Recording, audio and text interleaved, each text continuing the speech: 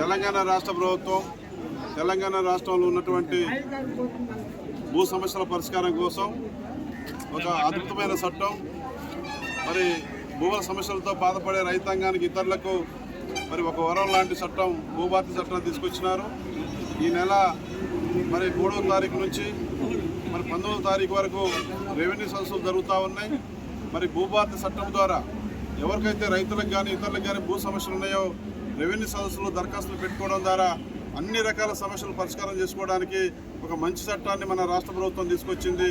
ఈ భూభారతి చట్టం 2020 తీసుకొచ్చినందుకు రైతాంగానికి మేలు చేసేదిగా, రైతుల భూములకు రక్షణ కల్పించేదిగా, రైతుల భూములకు పట్టాలు ఇచ్చేదిగా మరి మంచి చట్టాన్ని తీసుకొచ్చినటువంటి గౌరవ ముఖ్యమంత్రి రేవంత్ రెడ్డి గారికి, రెవెన్యూ మంత్రి గారు పొంగులేటి శ్రీనివాసరెడ్డి గారికి మరి నా తరఫున పినపాక నియోజకవర్గ ప్రజల తరఫున అభినందనలు, ధన్యవాదాలు తెలియజేస్తా ఉన్నాం.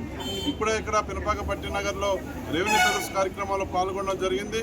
రైతు సోదరులందరూ కూడా మరి భూముల మీద సమస్యలు ఉన్న వాళ్ళందరూ దరఖాస్తు పెట్టుకుంటా ఉన్నారు. చాలా హ్యాపీగా, ఆనందంగా ఉన్నారు.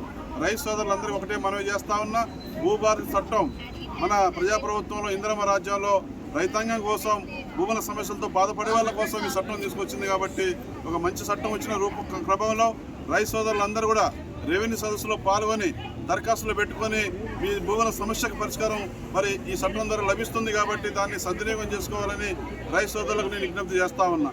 రైతు సోదరులందరూ కూడా దరఖాస్తు ఏదైనా ఇప్పుడు పెట్టుకోకుంటే మళ్ళీ ఎంఆర్ఓ ఆఫీస్కు వెళ్ళి కూడా ఏదైనా మిస్ అయితే దరఖాస్తు పెట్టుకునే అవకాశం ఉంటుంది.